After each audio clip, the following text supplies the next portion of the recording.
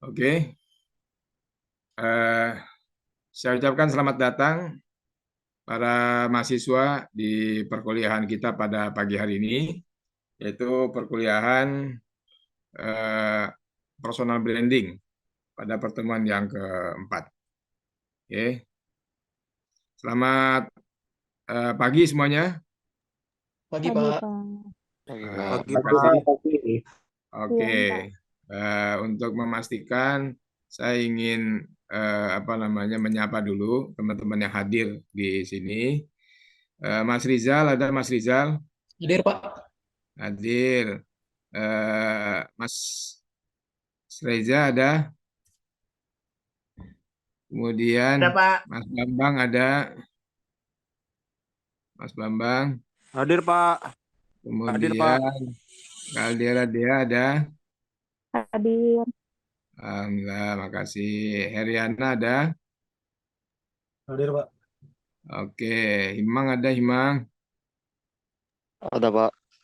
Kholik ada, Kholik. Ada Pak, ada. Oke, habis Mas Kholik. Mas Akmal ada. Ada, Pak. Mas Akmal. Ragil Alfajrin ada. Ragil. Ada Pak, ada. Reksi ada, Reksi.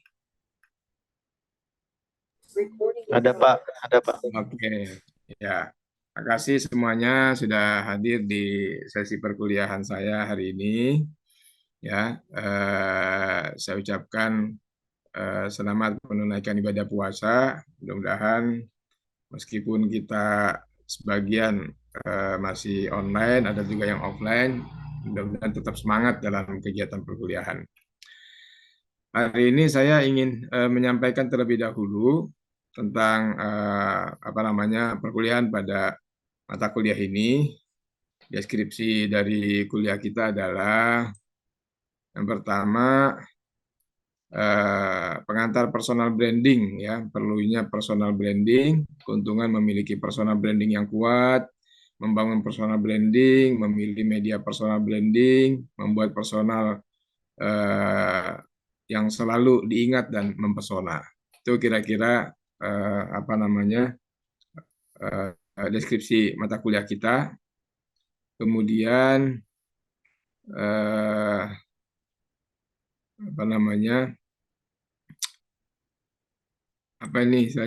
capaian pembelajaran ya dari mata kuliah ini, ya.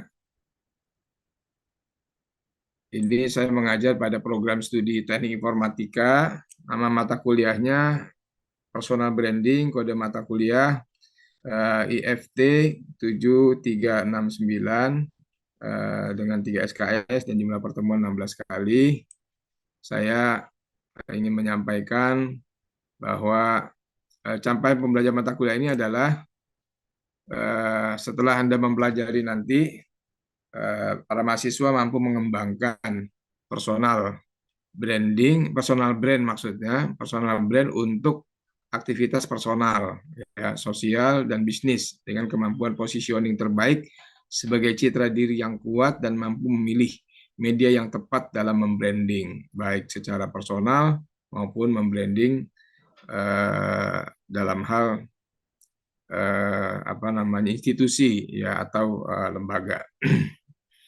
Begitu kira-kira.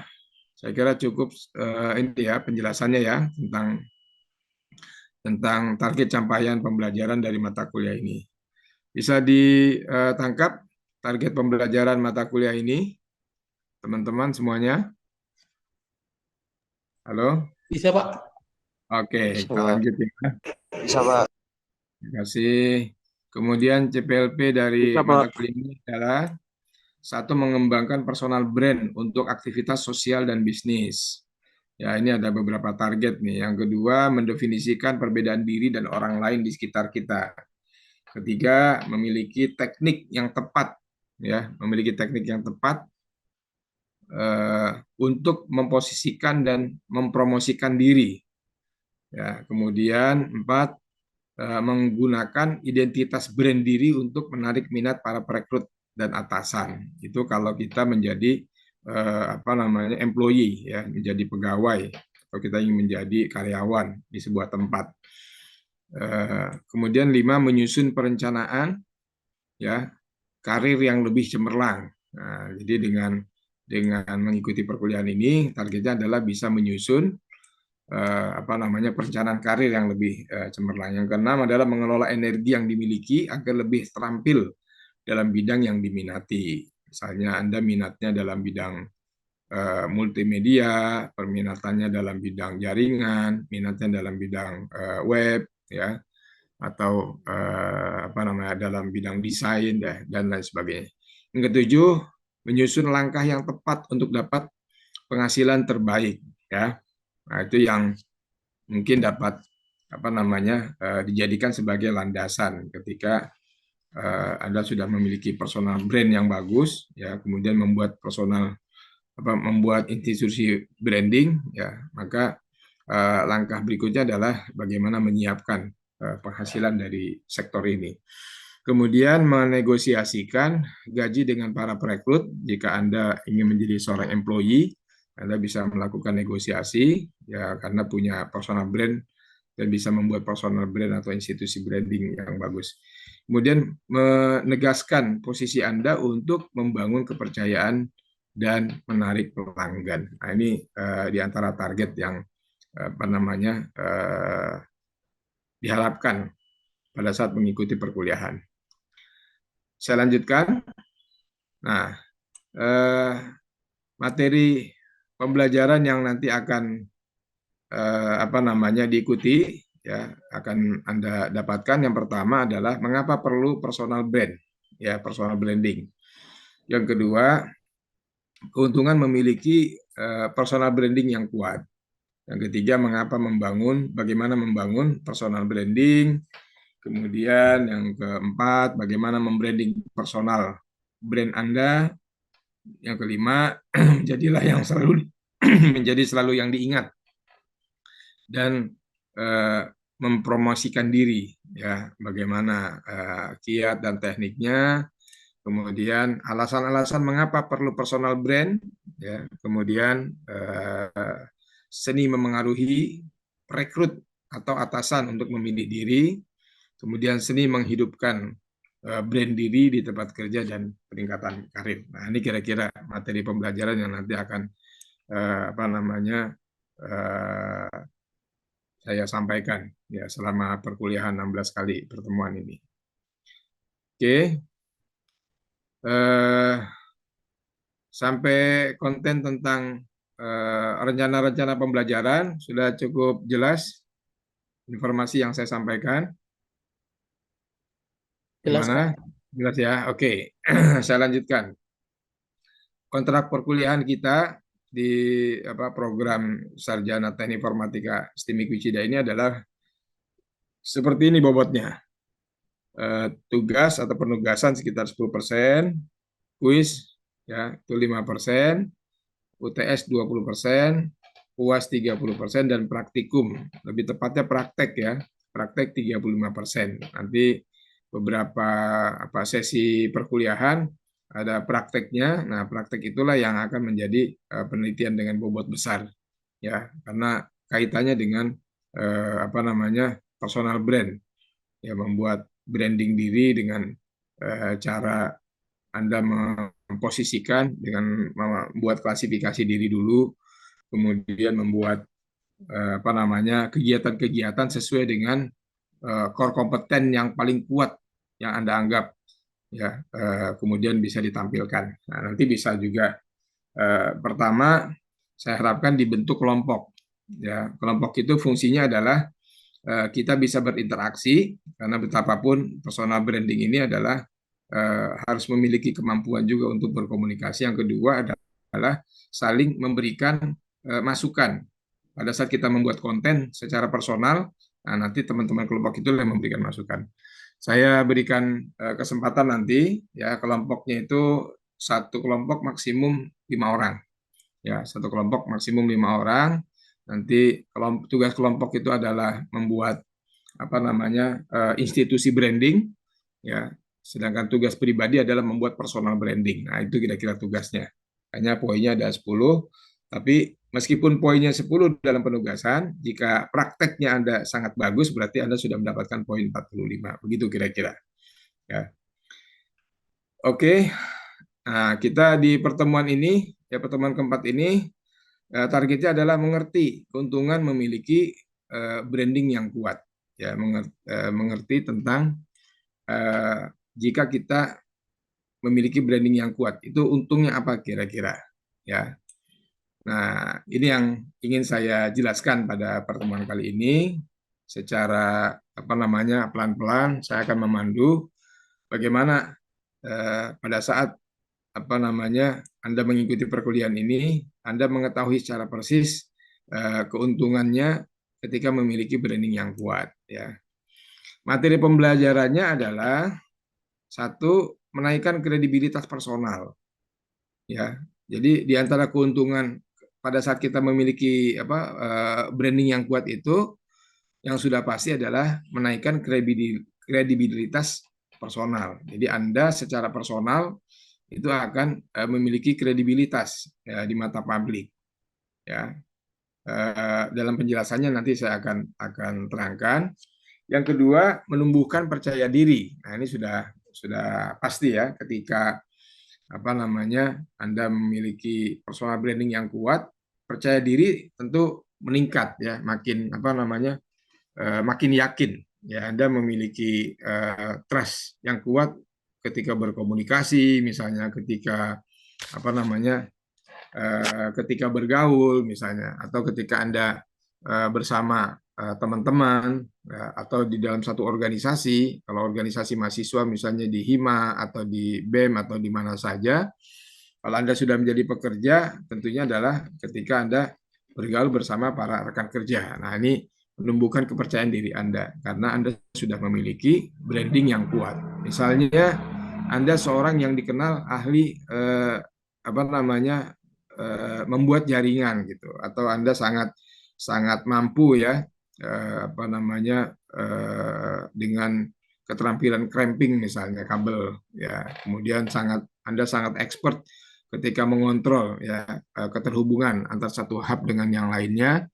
Kemudian Anda juga punya kapasitas ya, bisa mengecek ya IP address dari masing-masing node ya, dan lain sebagainya. Itu dalam bidang jaringan. Kalau dalam bidang desain misalnya, Anda sangat cepat ya, bukan cuma bisa tapi cepat ya membuat desain.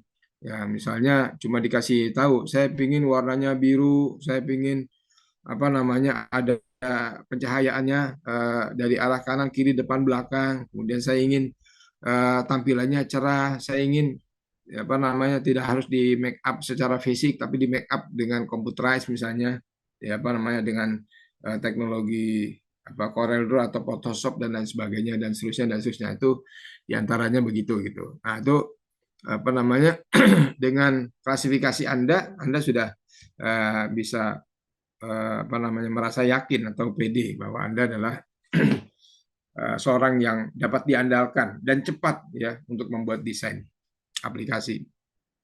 Kemudian membangun koneksi ya, dengan membangun koneksi ini itu dibutuhkan banyak hal ya, di antara yang yang nanti akan Anda temukan ya di lapangan. Kalau sekarang Anda koneksinya kan bersama rekan-rekan kuliah, ya ada yang dari Kutai Barat misalnya.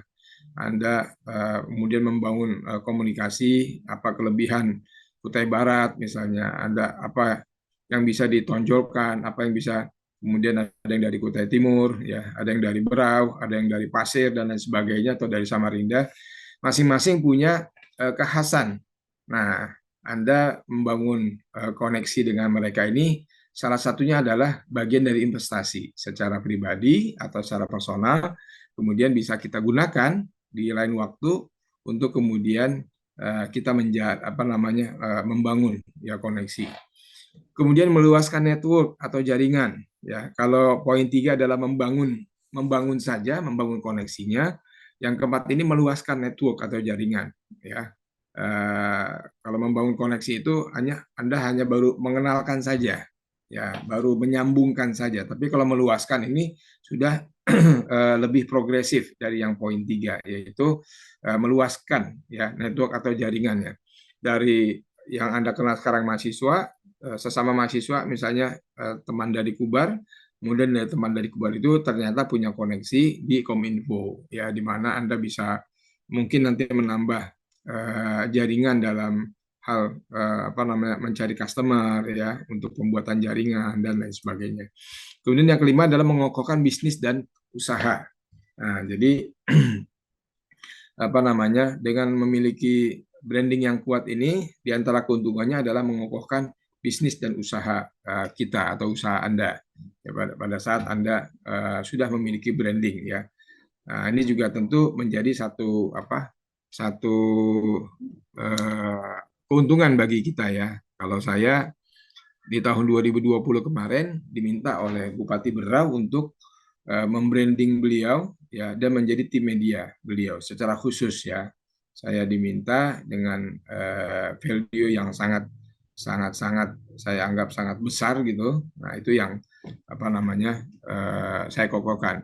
Kenapa beliau tertarik? Karena saya sampaikan bahwa saya ini adalah dosen di kampus STM IKA Widya Cipta Dharma. Sebagai dosen IT, saya biasa melakukan survei dan saya biasa membuat branding dalam kegiatan-kegiatan. Kemudian mana tadi? Yang ke-6 ya, masih berlanjut dari sub CPMK mengerti tentang keuntungan memiliki branding yang kuat, yaitu menampilkan kebaikan atau keunggulan diri ya, menampilkan kebaikan atau keunggulan diri.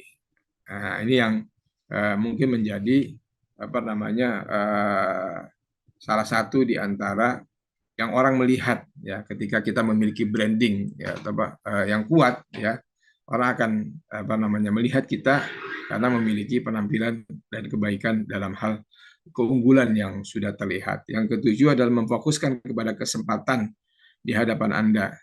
Jadi kalau kita sudah punya branding yang kuat, itu Anda fokus ya apa namanya pada kesempatan di depan, di hadapan itu. Jadi ketika saya diundang ke Kabupaten Berau oleh Bupati, saya berdiskusi, saya berbicara, saya menyampaikan kepada beliau dan beberapa karya saya dan saya menunjukkan karya mahasiswa juga. Kemudian saya tidak beralih ke yang lain. Saya fokus bagaimana peluang ini harus sampai pesannya kepada beliau. Nah, karena saya juga berteman baik dengan beliau selama beliau ada di Samarinda, makanya beliau memilih dengan mengatakan, Pak Nur nggak usah kemana-mana, di sini saja, ya. Saya akan saya harapkan Pak Nur bisa membantu saya sambil beliau membawa sejumlah amplop tinggal ini. Pokoknya Pak Nur di sini, nggak boleh kemana-mana, nggak usah ke Samarinda lagi, silakan. Nah, sejak saat itu saya mulai berkomunikasi dan berdiskusi dengan teman-teman di Berau, khususnya para koleganya Pak Bupati untuk mendiskusikan apa kira-kira yang harus dilakukan dan dikonsolidasikan. Ternyata saya berhadapan dengan tim survei dari Universitas Indonesia dan itu juga teman saya. Ya, itu salah satu yang. Kemudian yang ke-8 adalah mudah dikenal ya. Jadi di antara keuntungan kita memiliki branding yang kuat itu mudah dikenal. Ya, kalau saya juga baru mengetahui kalau nama saya diketik di Google itu ada sekitar 3.000-an lebih ya.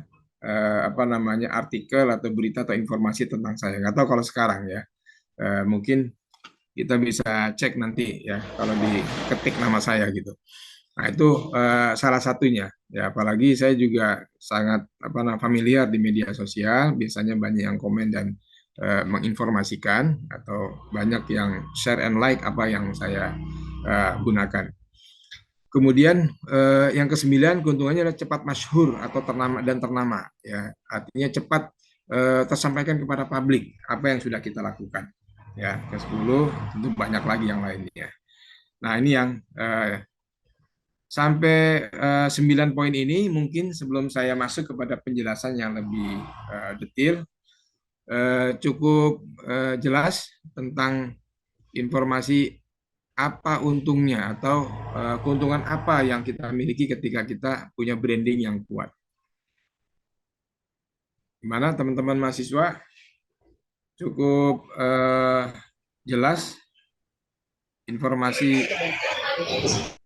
pokok-pokok materi yang saya sampaikan? Jelas, Pak. Jelas. Jelas, Pak. Cukup Terima jelas, kasih. Pak. Ya. Nah, Jelas, Pak. ini di antara beberapa penjelasan yang bisa menguatkan ya, menjadi contoh lah sebagai tambahan ya. Keuntungan yang nyata dari personal branding yang dimiliki sangat banyak dan beragam. Ada yang bersifat tangible ya, dapat dihitung ya. Artinya tadi misalnya saya mendapatkan kontrak dari apa namanya Pak Bupati pada saat beliau meminta saya menjadi apa namanya tim media. Dan ada yang bersifat intangible ya, seperti tokoh-tokoh yang sudah terkenal. Intangible itu yang nggak terhitung. Misalnya orang sangat puas, itu kan saya senang sekali. Jadi kalau saya membuat satu konten, saya membuat satu video, saya membuat arrangement, ya, bahkan saya menjadi produser untuk apa namanya branding yel atau logo atau apa namanya ya lebih tepatnya lagu ya, lagu-lagu dari yel yang pasangan pada saat itu. Nah, ketika dia menyatakan, wah saya sangat puas sekali, bagus sekali ini, dan seterusnya, itu adalah satu kepuasan yang bersifat intangible yang nggak dihitung.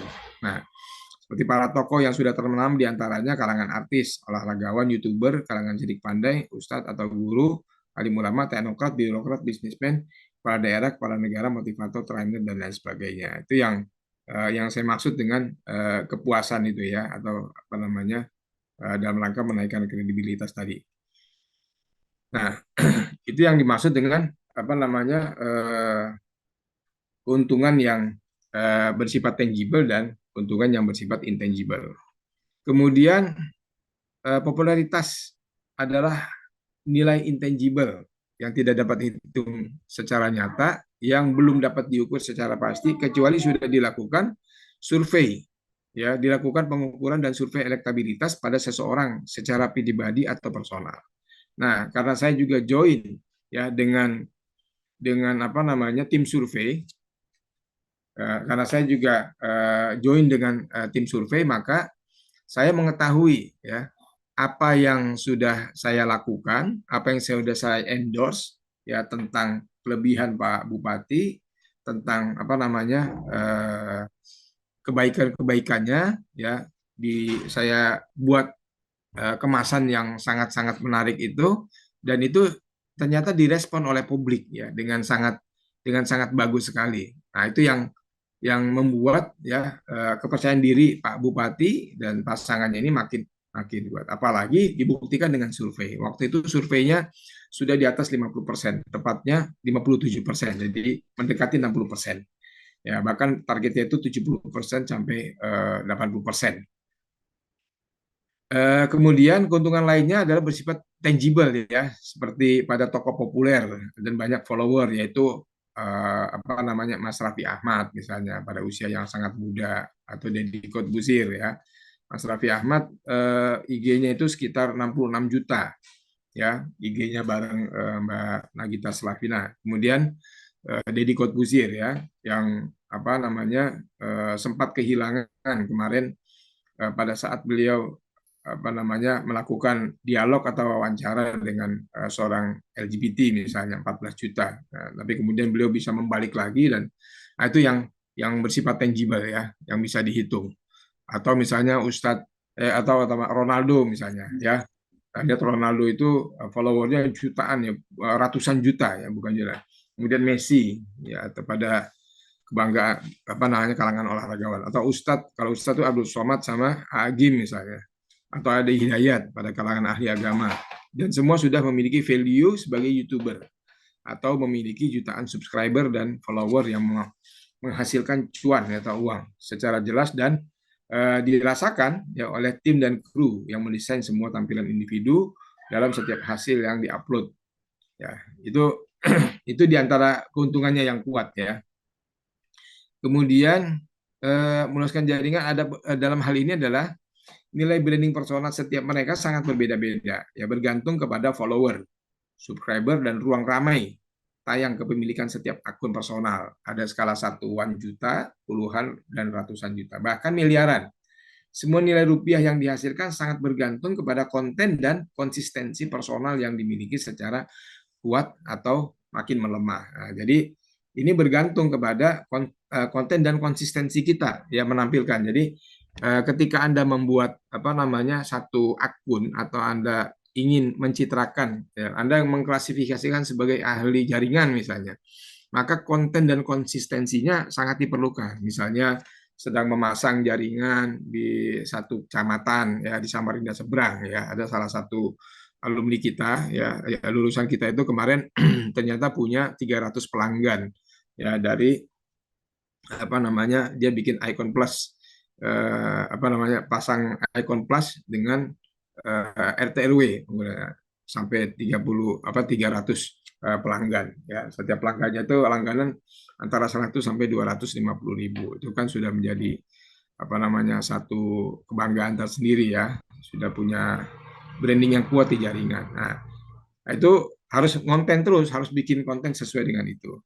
Kemudian dalam klasifikasi personal ya, branding yang terbaca dapat berupa branding kegiatan. Nah, tadi yang saya sampaikan, baik bersifat privasi ya atau publik. Ini juga salah satu kelemahannya, bahwa personal branding telah mengeluarkan diri untuk mendapatkan keterbukaan. Jadi personal branding ini juga pada akhirnya nggak ada yang private bagi kita ya, kecuali mungkin hal-hal yang sangat individual ya. Artinya kegiatan kita itu terpublikasikan, kita lagi makan di mana, atau kita lagi masang jaringan di mana, atau kita sedang membuatkan desain apa ya, orang atau institusi atau apa saja gitu. Nah, itu yang ingin kita tuh ya. Ada juga dari sisi kemampuan bicara dan khotbah, seperti ustadz atau tuan guru, pendeta, pastor, biksu, atau pemuka agama karismatik yang selalu banyak pengikutnya. Nah, itu bisa macam-macam ya. Nah, kalau Anda tidak cukup punya kemampuan dalam berbicara, ya Anda bisa dalam kegiatan yang banyak tadi. Klasifikasi lainnya adalah bidang pengetahuan seperti ahli pesawat terbang, Pak Habibie, ahli ekonomi, ya Bu Sri Mulyani, ahli fisika, Stephen Hawking, yang disebut sebagai nabi fisika, ahli matematika, atau algoritma, ahli bedah Maurice Beckel dari Prancis, ahli kedokteran Ibnu Sina dari Persia, ahli filsafat Ibnu Khaldun ya dari daerah timur ya, dan seterusnya. Nah, itu materi kita ya. Apakah cukup jelas? Sekaligus mungkin ada yang ingin ditanyakan sebagai kelengkapan informasi yang mungkin perlu saya jelaskan ulang. Silakan teman-teman. Apakah ada yang ingin pertanyakan sebelum saya menyampaikan beberapa tugas penting untuk kegiatan pembelajaran kita? Halo, masih bersama saya di room ini? Masih, Pak. Oke, ya. Silakan. Dari teman-teman, Mas Holik, Mas Nanda, Ragil, Dea, Eriana, cukup jelas dan ada yang ingin ditanyakan dari, silakan. Halo? Cukup Pak, jelas, izin, Pak. Ya. Saya ingin bertanya, Pak, Oh ya, terkait silakan. dari Bapak.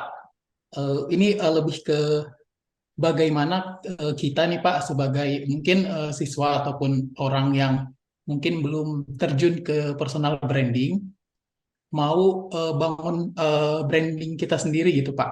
Tapi Hmm. kita pengen yang otentik begitu, Pak, dari kita begitu. Hmm. Jadi gimana menemukannya, apa yang otentik dari saya, sedangkan saya mungkin belum tahu begitu. Yang Oh, iya. saya kenalkan kepada orang-orang itu apa begitu, Pak. Ya, betul. Ya, Terima kasih. kasih Mas Rizal. Jadi yang pertama ya, itu fungsinya tadi saya sampaikan di awal, saya akan membentuk kelompok ya. Dari kelompok ini kita bisa meminta masukan dari teman-teman ya. Jadi tanyakan kepada teman-teman, coba eh, saya minta bantuannya kira-kira 5 hal saja yang Anda ketahui tentang saya atau yang paling menonjol dari saya, misalnya gitu. Nah, nanti temannya pasti akan apa namanya ngasih penjelasan itu, ya kan? Nah, karena teman biasanya apa namanya jujur ya, jujur. Wah, sampaikan. Ini harus disampaikan secara jujur. Apa yang Anda tahu dari saya, misalnya kalau lihat dari tampilan fisik ya, Mas Rizal ini dikenal kribonya gitu ya. Kebetulan kemarin saya menampilkan narasumber apa namanya di mata kuliah yang lain itu Mas Kribo gitu, pemilik warung di apa Jalan Pramuka, salah satu pemilik warung besar yang digandrungi mahasiswa. Nah, yang kedua misalnya Mas Rizal ini sangat lugas ya kalau berbicara ya.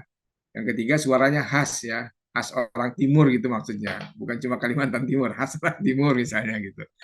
Nah, kemudian yang keempat ya, Mas Rizal ini bisa apa namanya membuat desain gitu, membuat desain yang bagus ya, kreatif ya, pewarnaannya yang keren dan seterusnya dan seterusnya. Nah, itu dari saya Mas Rizal. Jadi bisa terus teman yang lain juga kita minta begitu. Nanti sebaliknya, ya, jadi dalam kelompok itu kita memberikan respon juga. Teman yang lain seperti apa gitu. Jadi saling memberikan masukan atau istilahnya take and give, memberikan, kemudian kita juga mendapatkan masukan. Dari situlah baru kita membuat ya, menskenariokan. Kira-kira kita akan membranding kita sebagai apa gitu. Ya tadi ya kita apa namanya dikenal bisa desain ya. Kita coba buat desain-desain. Ya misalnya desain puasa hari ke-10 ya seperti apa desainnya. Kalau perlu ada apa animasi atau perlu ada kartun ya atau perlu ada meme apa segala macam gitu. Ini yang lagi rame ini desain untuk kartu lebaran. Nah, itu kita apa namanya bisa membuat ya. Bahkan ya itu sekarang sudah banyak ya penjual-penjual desain kartu lebaran gitu. Nah, itu kan menjadi salah satu ya dalam bidang desain tadi ya. Kemudian apa namanya nanti membuat desain dalam rangka Hari Pahlawan misalnya atau hari yang terdekat ini Hari Kartini di bulan April tanggal 21. Nah, kita bikin desainnya. Jadi semua itu dikuatkan ya. Hari Kartini bulan April, kemudian nanti tanggal 1 Mei Hari AIDS, kemudian Hari Kebangkitan Nasional, kemudian Hari Pendidikan dan seterusnya dan seterusnya. Nah, itu yang ini kan. Gitu kira-kira Mas Rizal ya. Yap, baik. Terima kasih. Silakan yang lain. Oke, yang lain ada satu lagi deh, soalnya waktunya nih terbatas kita nih. Ya, satu lagi silakan. Ada Mas Walik cukup jelas, Mas Nanda, Mbak Nanda, Nanda, Nanda Pratama, Ragil, Lexi, Ariana, ada.